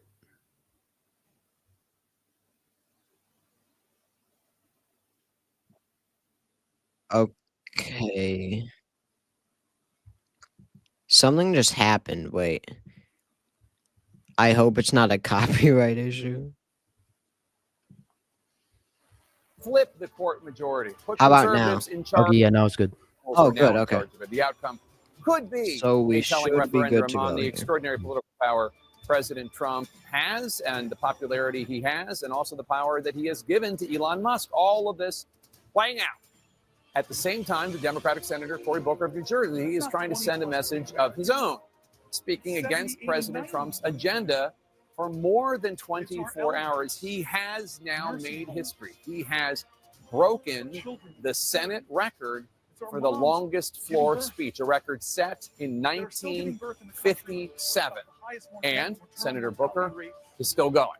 Let's bring in CNN's Caitlin Collins at the White House. And Caitlin, do we know if Cory Booker's marathon speech, his history-making speech, is on the radar at all in Trump world at the White House? No, Jake, it definitely is. And for people who don't know, when you go back to the press office or even to offices in the West Wing, people often have up 4 TV screens at once showing each of the channels. And so they've seen this speech, obviously, as he's been going now for over 24 hours and watching people dip in and dip out, because the reason that he's there is protesting the president and protesting his policies. And so the White House is not putting a lot of stock in this. They don't think it's ultimately going to make a huge difference with voters based on what we've been hearing from them throughout the day. But obviously, they are recognizing what Cory Booker is doing. And that is because after a few other Senate Democrats voted to push and advance that Trump-backed spending bill, it infuriated Democrats who argued their representatives on Capitol Hill were not doing enough to stand up to the White House and to protest their policies. That is in part why you saw Senator Cory Booker taking this moment to go to the Hill for more than 24 hours, as he's still been speaking on the Senate floor in this protest of the president and his speech. And Jeff Zeleny is here with me at the White House, Jake. And obviously, Jeff, this is something that, as Chris Losavito was just saying, that no one cares about what Cory Booker is doing, but the White House is registering it, even if, the president himself has argued that Democrats have lost their confidence, that they don't really have a strong footing right now, that they are looking for momentum as they are in these races tonight. For sure. I mean, the White House may not care about this, and they probably don't, but Democrats do. And here's why. Democrats are looking for someone to stand up, someone to sort of be fired up. And what is going to be coming later this year in New Jersey is a key governor's race. And that is exactly why things like this matter, because it gives Democrats sort of a sense of cohesion, that they aren't out in the wilderness. So no, there's not one speech that is going to stop the Trump agenda. Of course not. But it does show one senator that Democrats still have some fight in them. And that's what we have our eyes on as we're watching these races in Wisconsin tonight. That New Jersey governor's race is going to be a fascinating one to see if Democrats can hold on to that seat. The White House will be watching that, because those governor's races in the off year, Virginia and New Jersey, always so important as a foretelling what could happen in the midterms. Yeah, and I know also is what they're watching tonight to see what that means for the midterms, as everyone's kind of reading the tea leaves here with Elon Musk. I mean, this is someone who has virtually unlimited wealth. He has the president's ear. He now has relationships with Republicans here in Washington, and he's really inserted himself in this Wisconsin Supreme Court state race tonight. And there's real questions about what the impacts of that are, not just if it is a boon for Democrats, but also it could be something that really fortifies Elon Musk and his role in politics here in the United States. It certainly could. And this is being done with the president's blessing.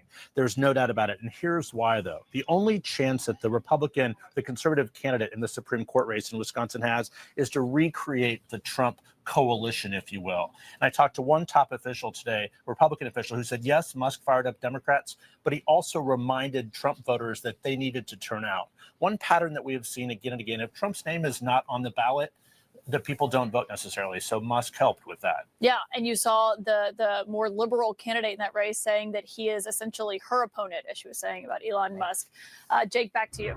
Thanks, Caitlin. Polling places are closing in the western panhandle of Florida in that special election to replace former Republican Congressman Matt Gaetz. Every seat, of course, is crucial given the GOP's narrow majority in the U.S. House of Representatives. The key race alert right now is that it is too early to call between Valamont and Petronas in the race to succeed Matt Gaetz in Florida's 1st congressional district. Too early to call. The balance of power, because we have called Florida's 6. Republicans have 219 votes. Democrats have 213. There are 3 vacancies. Florida 1 is one of those vacancies. We believe Senator Booker, Democrat of New Jersey, is close to wrapping up his record-breaking Senate floor speech.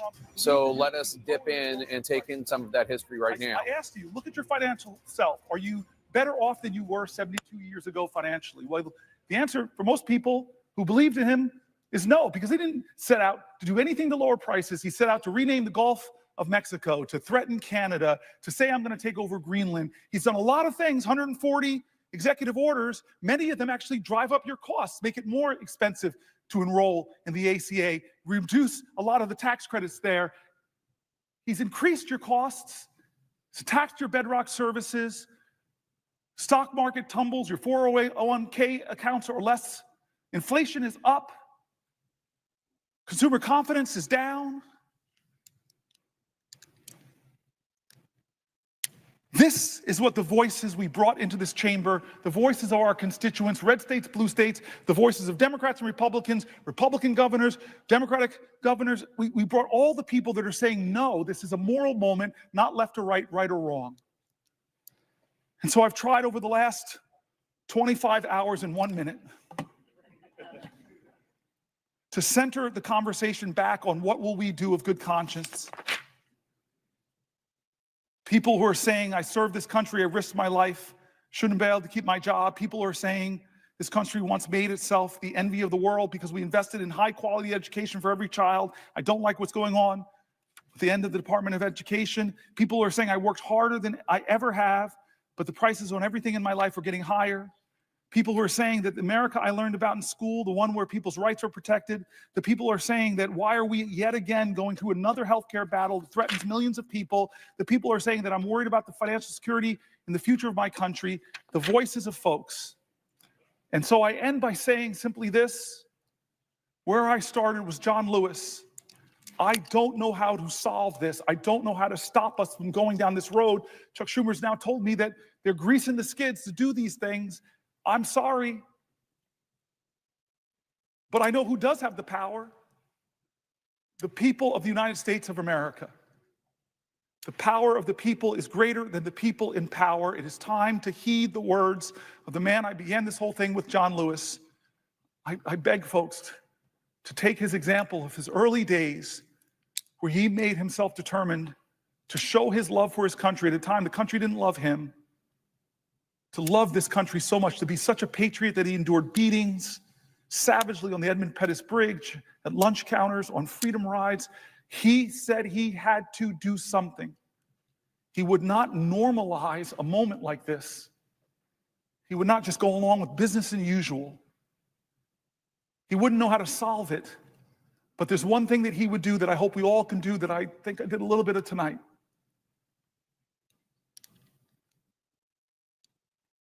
He said for us to go out and cause some good trouble, necessary trouble, to redeem the soul of our nation. I want you to redeem the dream. Let's be bold in America, not to mean and degrade Americans, not divide us against each other.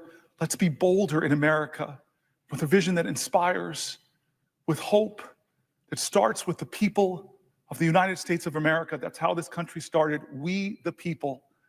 Let's get back to the ideals that others are threatening. Let's get back to our founding documents, that those imperfect geniuses had some very special words at the end of the Declaration of Independence. It was one of the greatest in all of humanity declarations of interdependence. When our founder said we must mutually pledge to each other our lives, our fortunes, and our sacred honor. We need that now from all Americans. This is a moral moment. It's not left or right, it's right or wrong.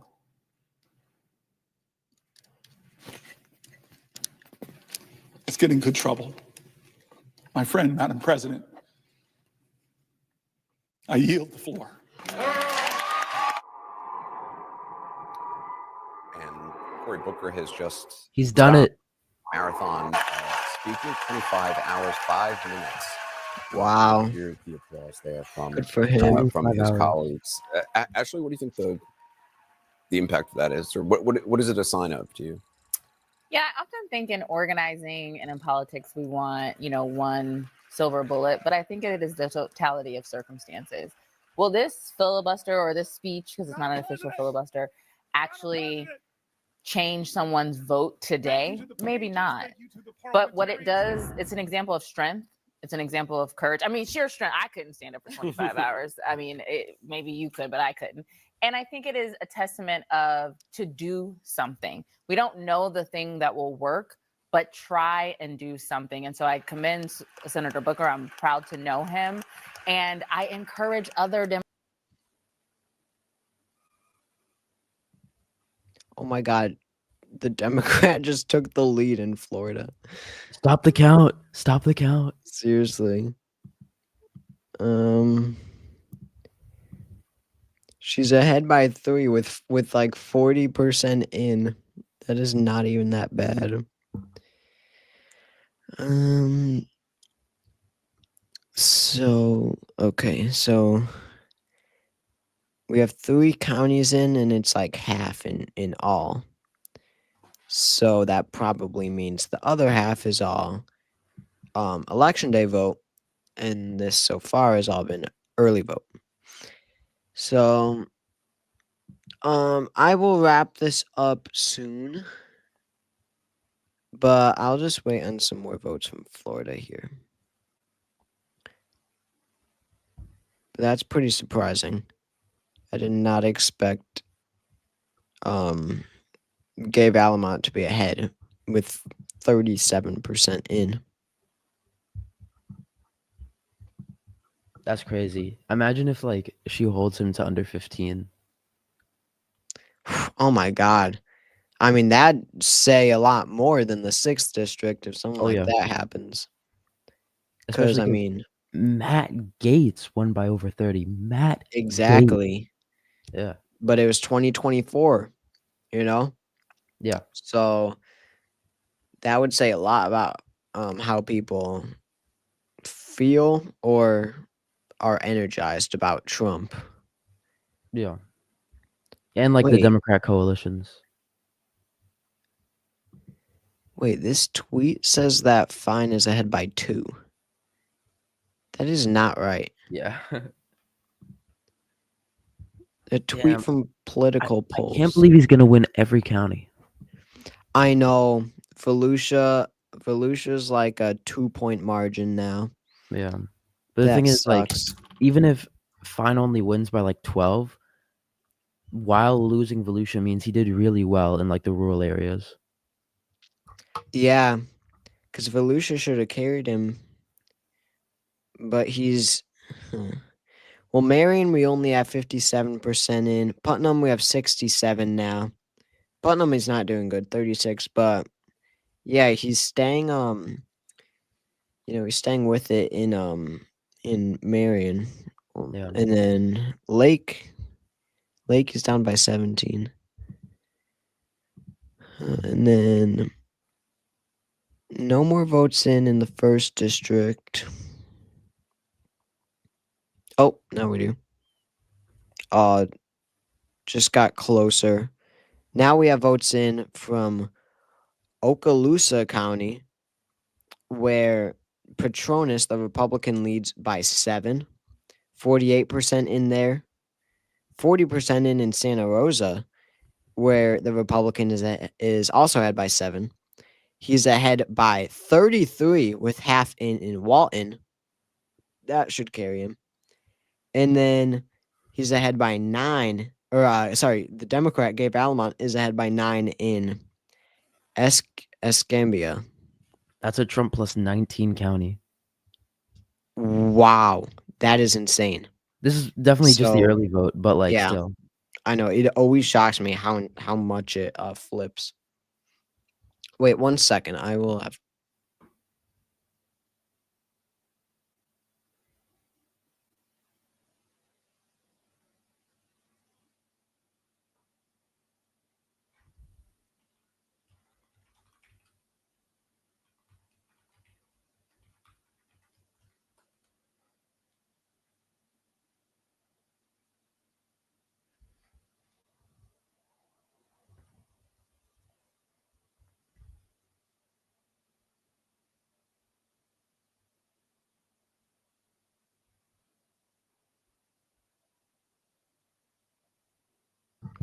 Okay. Wow, half of all votes are in, and Gabe Alamont is still in the lead. Yeah. This is getting even more interesting than the 6th district, because we knew the 6th would be relatively close, like a strong shift towards the left. But we weren't really expecting much from the 1st district, from Gates's district. But she's ahead. I mean, what can she lose by? Like max, like I mean, I still think I'm assuming election day is just gonna be a tsunami. So that's just gonna overpower her. So I still think she can lose by 25. Really? Wow. Yeah. I mean, yeah. You've got in Walton, the strongest, you've still got 56 left to be counted, 56%. And If that's she a wins 33% margin. like if she holds on to Escambia, maybe she can keep him to under 20, maybe under 15. If she hold him to under 15, that'd be Oh, nuts. there we go. Oh, and it's Walton that puts him over the top. There you go. Yep. 71-28 in Walton County. Yeah, without these couple rural counties, this would actually be a tight race here. But we have 87% in Escambia. And Gabe Alamont leads by 5. Oh my god. That is good. That Okay, is so great. I'd say maybe Petronas only wins by like 15. Well, I 'Cause mean, if that's Trump plus still 19. the thing, I mean, she keeps her lead, but it didn't help her in the vote tally. Yeah. You know, she lost her lead. So we're just waiting on these already Republican counties. But yeah, I mean, probably around 15, and that would be insane. That'd be a 20-point shift about. It's now an 11-point margin. Wow. In the 6th district. Yeah. Huh. I mean, That's Florida for you. seriously, Florida always gets your hopes up, you know? It's Mhm. like, oh, this time it could actually be competitive, and it never ever is. Republicans always turn out in Florida. Yep. But we're at a point where Gabe Alamont shouldn't do too much worse than Josh Wheel, which is kind of insane thinking about This is the Randy Fine. overperformance of the night. Yeah, I mean, just because it didn't get much attention at all. You know, it was all the attention was on Josh Wheel to overperform. But he's at 11 points. He'll probably end at 14, 15? Yeah. Probably. But oh wait, let me play some CNN.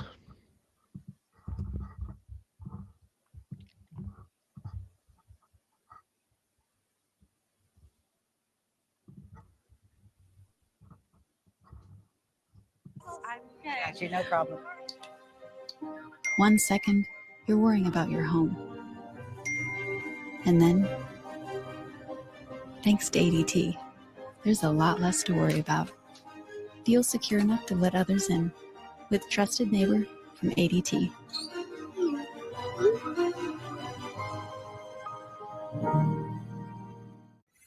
TurboTax Free Edition, 37% of filers qualify. Simple Form 1040 returns only. See if you qualify at turbotax.com/free. I can file for free. Now this is taxes. File for free with TurboTax Free Edition. Your own personal Jesus.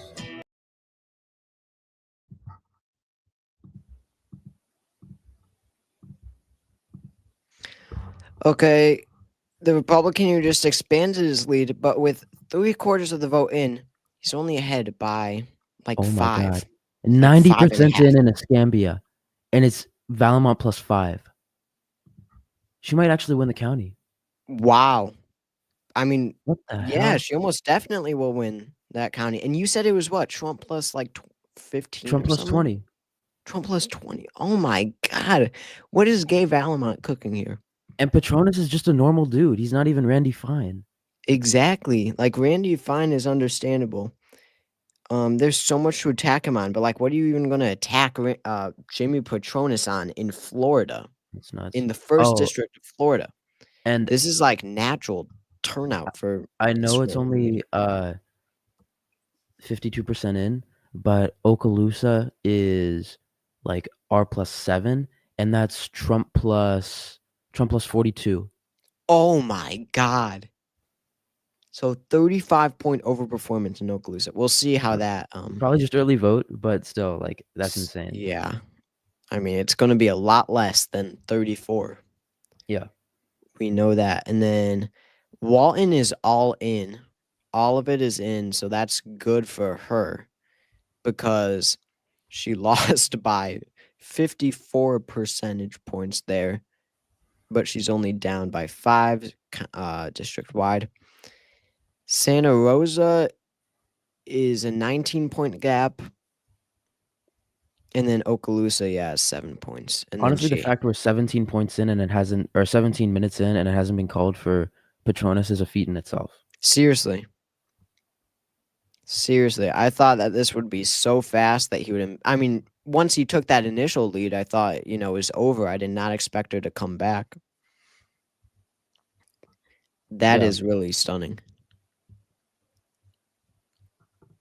She'll probably have like some sort of future in Florida politics. Or for what it's worth, they don't really do anything or ever win. Yeah.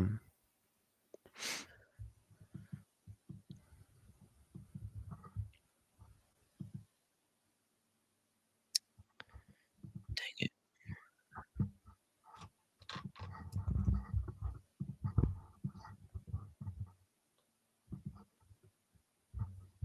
6% of the vote over Democratic activist Gay Valamont, who has 46.6% of the Here's vote. the Petronas with results on CNN so far. 7,146 vote lead right now. That's not a huge lead for this district, but it is a lead. It's interesting, John, because this is another R plus 30 district where it looks like the Republican will likely win, but not by 30 points. Yeah, many things can be true at once, as we know, and a win is a win. And it looks like we're not ready to call this one yet. Let's pop it up.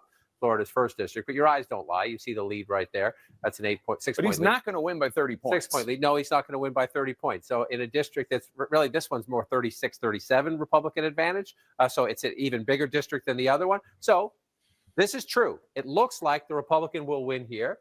And we know the Republican won here. And so if you're Speaker Mike Johnson, you're saying, I have 2 more Republican votes. That's what I wanted tonight. That's what I got. However, I just want to say, especially in the House of Representatives, where you have to run every 2 years, right? You're looking at this, and so imagine this, right? Remember this. This was a district that should be plus 30 for Republicans.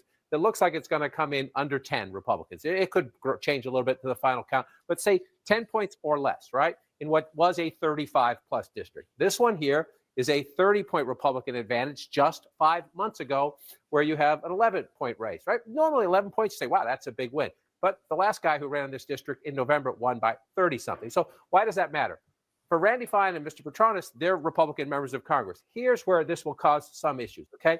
Let's just come to 2024, and let's look at the House races. So imagine you're this guy. I'm going to pop up the state of Colorado. I'm going to pop up. I was in this district just about a month or two ago. Colorado's 8th. You're Gabe Evans, a Republican who ran with Donald Trump on the Trump agenda. You just barely won in one of the most competitive races in the country. So you're going to wake up tomorrow, maybe not panic, but you're going to call your political team and you're going to talk to the House Republican political team and say, well, Florida didn't go that great. They were way below the margins. So what's going to happen right there? I'll give you another example. You're from the Commonwealth of Pennsylvania, right? So let's pop up here. Republicans were thrilled in November because they defeated a Democratic incumbent, Matt Cartwright, but just barely. Uh-oh, They defeated CNN the Democratic projection incumbent, incoming. Susan Wild, but just barely. Oh, no. You have to defend these seats in No. 2 years. So you're looking and Oh, saying, New York I Times just called eke it. this out. Damn. And in 2 districts in Florida that went 30 points Republican just 5 That's months crazy, ago, though. now they're going 8 or 10.